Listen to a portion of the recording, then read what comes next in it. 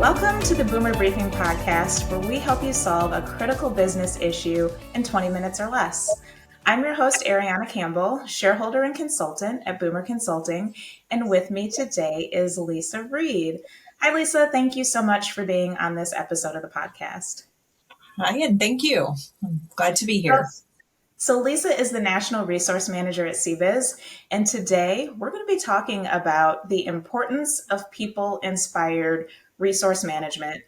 I'm really excited to dive into this topic because there's a lot of conversation happening right now within the profession about all things related to resource management. So before we jump into kind of some more of the specifics there, Lisa, why don't you tell us a little bit about your role?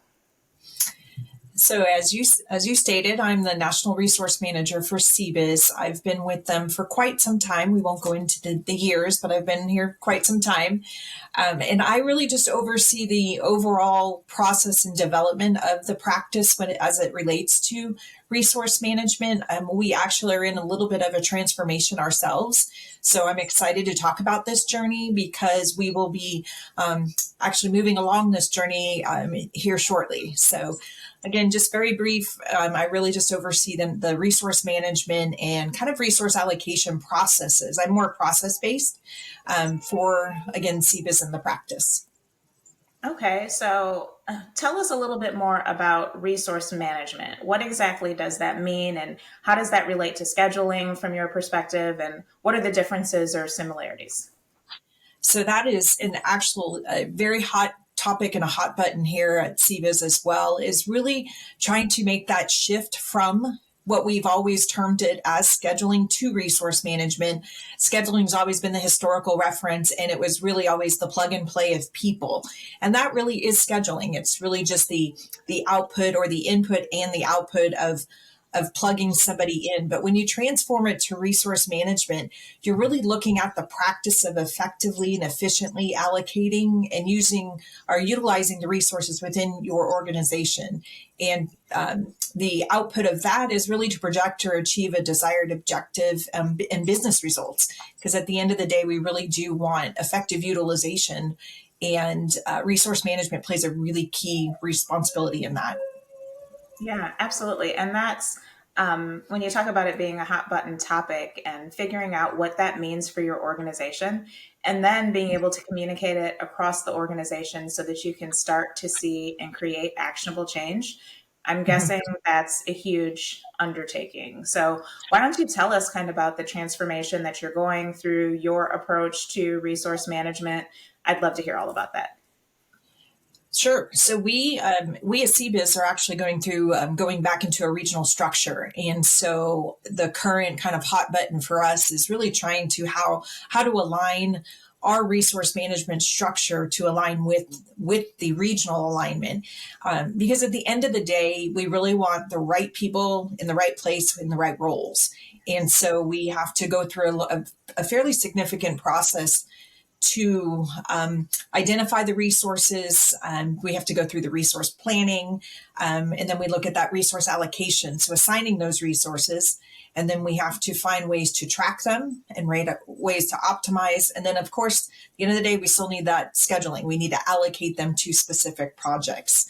So really just going through that whole process right now of, the biggest thing is you have to assess your current state. And so we are in the process of really reassessing the current state that we're in to then, again, move forward with it. So what are some of the successes that you're seeing right now as you're going through this transformation? I think probably the biggest success and the most important one right now truly is changing the mindset of what resource management is, and really getting through to those key stakeholders that this is just not scheduling. This is truly, we are taking our resources, which are our people, and again, making sure that we have them allocated appropriately. We make sure that they have the right skill sets. If we find areas that we need to upskill. So again, understanding it, and then really fostering another thing that we find is a key component, that resource management is really we almost say they're the glue that connects everything, or they connect the dots, is that they foster the cross-department collaboration. So anywhere between our functional departments, our line leaders, and then also through talent management and HR. We're kind of that glue that holds those together, or at least the bridge to bridge all of those areas together. So you're really looking at ways to, across the business, take a view of resource management. Correct. Yes. We want to look at that almost in a matrixed organization. So moving from, we're really decentralized right now, but moving to a matrix type management format. And really that helps us to prioritize our resource allocation. It gives us the ability again to really identify and understand what our current resources have, the skills that they have. And then it also allows us to see the needs, to see what type of capacity management or capacity planning that we have to undertake.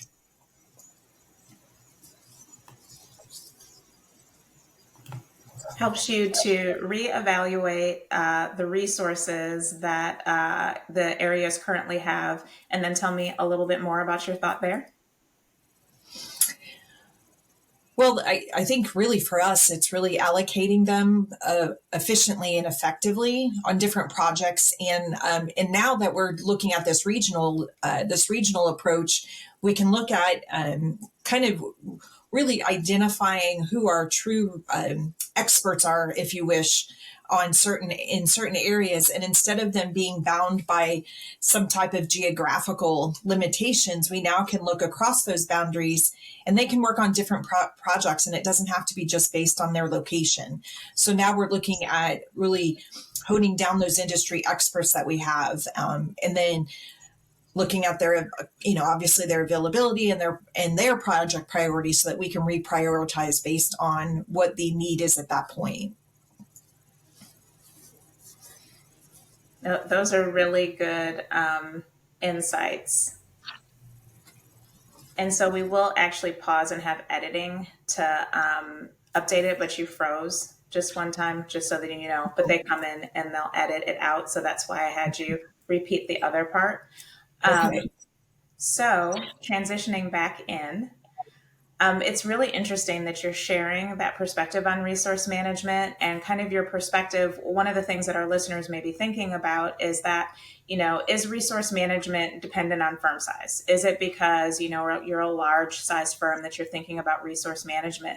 And from our conversations that we're having with firms of all sizes, this is such an important topic in making the shift from the aspect or the mindset of scheduling to truly how can we look at our resources across the organization to, first of all, better serve our people so that they can grow and so that they can develop, so that we can break down the silos between the different departments and look holistically at the resources that we have, and also so that we can better serve our clients. So no matter what firm size you have, those are things that you need to be thinking about and evaluating, because we are kind of beyond the point where we should be looking at our resources in silos.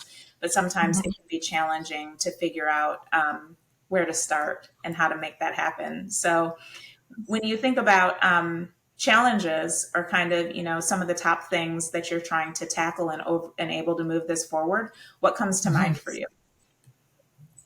I think the biggest thing, and I think you really just you mentioned it there, is really finding the optimal way to break down the silos, because I think no matter the size that you have, there always seems to be some type of silo. So really finding a way to break down the silo to really foster that cross-department, cross-service line, cross-industry collaboration is really going to that's really, I think that is the key right now, especially for us, is really kind of breaking down those silos to really say that we are not just we, but when I say we, I mean, if it's another firm, it's we are one team. We are one team that is serving our clients, and we have to serve them as well as best we can. So whether it means that I, utilize a resource from another geographical location or who was historically in another team, we really are looking again to make sure that we have those right people in the right place within the right roles as well. Yeah, absolutely. And I love the point that you just reiterated about no matter the size of your organization, there is a likelihood that you're going to have silos in some way, shape, or form. And so really thinking about how is that impacting our people and our ability to share our client, to serve our clients, and Yeah. to really look at how resource management from the firm level can help to start to address some of those things. So that's really insightful. I'd love to know how technology plays a role in all of this. Don't you just get some awesome technology and then you just flip the switch and that's Well, what happens? yes. Oh, absolutely. We all know that technology is the silver bullet, and Amanda would love that we that we brought that into it. But in technology is not the silver bullet, but you do need to ensure that you do. I think the key to any firm, whether again size or any firm, is to have some type of centralized system. So you do need to have that centralized system, or really we want to see a software that allows you to track and manage those resources effectively. If you don't have this, you're not going to be as streamlined in your resource allocation, and it's very difficult then to monitor utilization, and this allows you to make informed decisions. We see even in our area, when we acquire a firm and they still may be doing something through Excel, which they don't know what they don't know, and then you kind of flip the switch and you show them that there is a software or some type of streamlined approach to this. It's amazing to see just the aha and the aha moment that they get, but then to see the output. I mean, at the end of the day, we're looking at business results, and for them to have that visibility, that transparency and visibility is absolutely key. And that's where the technology comes into play, because when you're looking at an Excel spreadsheet, is there visibility? Yes, but not at the global scale. And I say global, meaning 100 people to 5,000 people. So technology is key. And depending on your size, you also really have to factor in how scalable it is. So when you select a software, make sure it's scalable based on where you see there might be some growth. Yeah, no, those are all really good points. And obviously, with any technology, technology plays a really important role when it comes to resource management. But we have to really be thoughtful about our strategy and then Yes. aligning our technology with that. Because to your point, it's not the silver Mhm. bullet. It's essential to have in order to facilitate the resource management particulars and have that transparency, visibility, the data, the communication, all of those things. But it's not just a matter of selecting a technology and then plugging everything in and hitting the play button. How amazing No. would that be if that were true? But then we would still be missing the connections that come from the people interacting with the Yes. technology and having their understanding. So I think that's important to point out as well. So, are there any, when you think about just the biggest opportunities, what do you think are the biggest opportunities as you're looking at the continued rollout of this new approach? What are you either most excited about or see as being, again, the biggest opportunity? I think for us ourselves, I think the biggest opportunity is, again, the transparency and the visibility to things as a region and how it will impact the business outcome. So if we can make a 2% change in utilization in the positive direction, that's a very large amount for a company our size. But if we can see, we have to set a metric. That is one key component that we've really looked at of late, is we really have to identify the metrics that we need to gauge, or to have that baseline so that we have something to measure. And this allows us that as we're moving towards the goal, that we again have that measurable goal, measurable outcome that we're looking at. And again, we kind of circling back a little bit, it's that transparency, that visibility, and then it allows us to continuously improve the processes and refine the processes. So I think having all of this and lining all of this up is allowing us again to really continuously improve it, hopefully hit the bottom line for us as a business. And also on the capacity planning, we look at workforce planning as a huge component, and a contingent workforce. Most if not all accounting firms at this point, or any type of firm probably, but obviously we look at accounting firms, The contingent workforce is here to stay, at least in the near term. So we really have to be able to look at what our workforce is looking like to be able to use that contingent workforce as part of our equation. That's such a good point. And the fact that you're beginning with the end in mind on those metrics, so that you can get the visibility that you need to make good business decisions. So, obviously, having a resource management strategy first benefits your people because this is about people inspired resource management. It obviously benefits the clients, but it also benefits the business from a business management standpoint of being able to make better decisions about resources. And maybe in some areas you do need more resources, but maybe in other areas you are in a good place with that. But what a good perspective to have by being able to look at it from through the resource management lens and have more data and insight and metrics to just make better business decisions. So that's a really interesting piece of it as well. Yeah, and I do feel that sometimes that's the part that is overlooked. I think you may have an end goal or you may have, but at the end of the day, we still need those KPIs because those KPIs allow us to track and measure the resource management performance. So whether it's the performance of the system, performance of our processes, but having those metrics and having those KPIs will really help us to assess the effectiveness of the strategies that we're putting in place.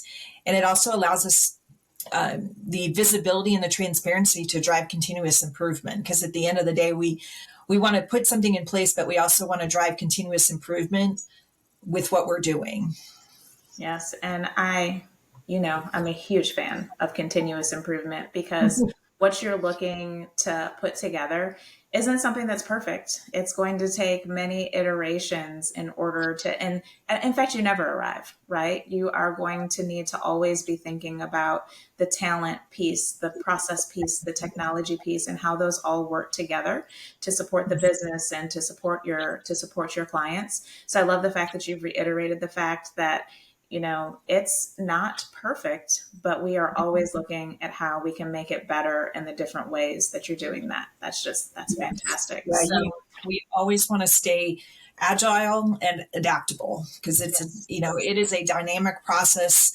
Priorities may shift, but it is a dynamic process, and you have to maintain flexibility and adaptability to respond to those changing demands because, as you know, there's a lot of unforeseen circumstances and new opportunities that come up along the journey.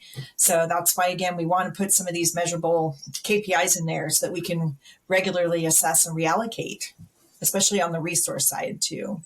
yeah, that's really insightful. So the last question that I have for you, Lisa, is what advice do you have for firms regarding a people-inspired approach to resource management?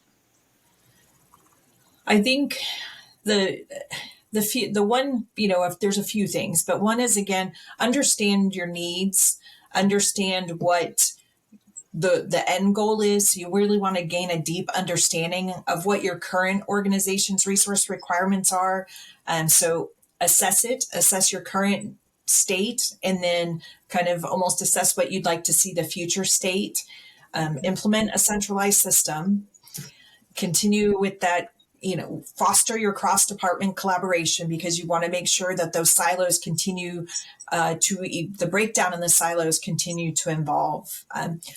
One key thing that we see, and again, this is a lot in even just in our company, is prioritize the resource allocation, or prioritize this message because this message tends to sometimes get pushed to the side a little bit, but prioritize it, and it has to come from top down. Top down the message has to come there, and really develop your strategies. And then if anything, remember that resource management is a continuous effort. It requires regular monitoring, analysis, and adjustment. So implement something effective, effective practices. This will enhance your operational efficiency, and which will then optimize your resource utilization and achieve better overall outcomes and keep your people happy. Yes, absolutely. Such good insights. And thank you so much for your time today, Lisa. It was great to It's my hear pleasure. your perspective, and you covered so many different angles of people inspired resource management. And for our listeners, if you enjoyed this conversation, we release new episodes every Tuesday morning. We talked about things related to talent today, but we also covered topics related to leadership, process, technology, and growth. So, what the topics all have in common is that they are crucial to your firm's success in helping you solve a critical business issue in 20 minutes or less. So, if you like what you heard, please subscribe. And thanks so much for listening. And thanks to you, Lisa. Thank you for having me.